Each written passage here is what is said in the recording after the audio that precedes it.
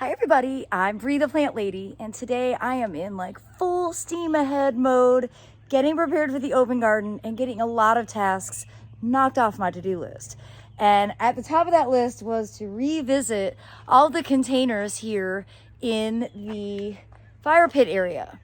Now, Savannah and I took on the succulents and I think they look absolutely incredible, but it's definitely time for me to kind of pull out some of the things that were planted for winter that are looking less than ideal and get some summer things planted like tomatoes and peppers and coleus and other beautiful plants that thrive in the heat and humidity of our North Carolina summers.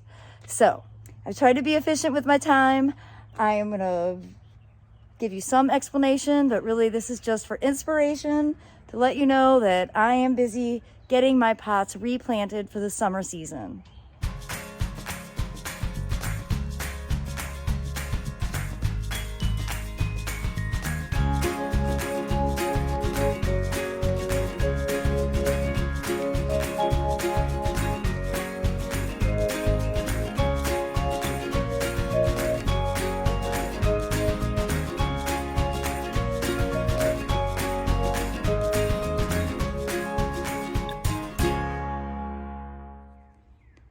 All right, so I've gotten 5 pots redone, and basically my formulas were really simple.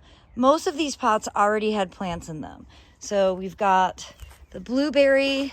This is Sapphire Cascade that was existing. I did not disturb the roots at all. I just pulled out the violas that were in the pot for the winter, and I added an early girl tomato and a coleus. I used the same coleus in all of the pots all the way across. In this one, this was a pot that was actually empty that I just filled entirely with soil cube. And I've got another tomato, and I don't know where the label went, and the same coleus and a plectranthus. Now in this one that's covered up by a poppy that I just couldn't bear to pull out, I've got one of the trial hydrangeas from the Endless Summer series. I did not pull that out. I left it as is, removed the spring stuff, and added a tomato and that same coleus. And same thing here in this pot with another one of the bushel and berry blueberries. Just added a tomato. And of course, I'm adding cages to all of these because they need it.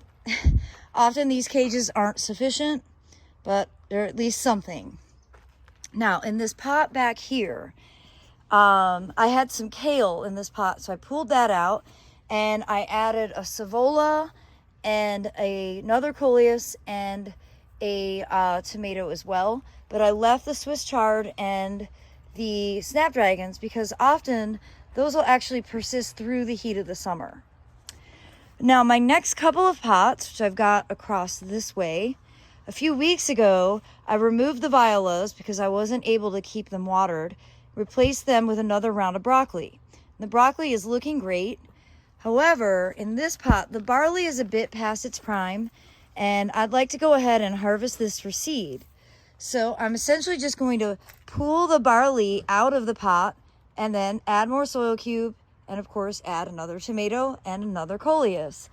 And the same thing goes for this side. Now the barley is ahead of the wheat, which is odd because they were seeded literally the same day. But you can see the wheat is still looking beautiful. It's very green, it's not ripe. I don't want to disturb that yet. I want to allow that to ripen.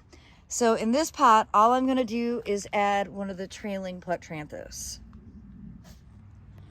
One of the most important aspects of container gardening, especially when you're growing tomatoes, is that you add mulch to the top of your containers to prevent water from splashing up on the bottom leaves. So here I've just used what I have on hand, which is ground aged pine bark. But basically any mulch will do, whatever you typically use, but always be sure to add that when you are planting. Because that will really help reduce some of the disease issues that tomatoes can succumb to.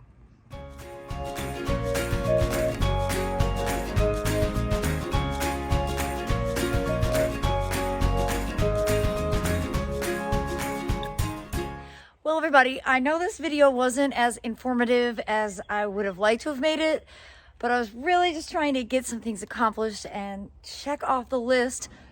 Basically, all of the pots here at the fire pit area have been replanted for the summer season. I've got 2 that I will allow the wheat to dry in before I add the tomatoes, but for the most part, I can definitely call this task accomplished. So I do hope you will be inspired by this and get outside and plant some containers for yourself. The reason that I like to grow tomatoes in pots is simple. They have less disease problems and they're easier to manage. Make sure you put all your pots in an area that's easy to water. That's why I have so many containers in this one zone.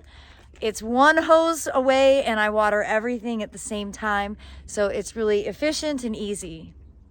Well, I hope this video was helpful. Please give it a like, share it with your friends, and be sure to subscribe to the Breathe the Plant Lady YouTube channel for more practical gardening advice right here from my Zone 7 Central North Carolina garden.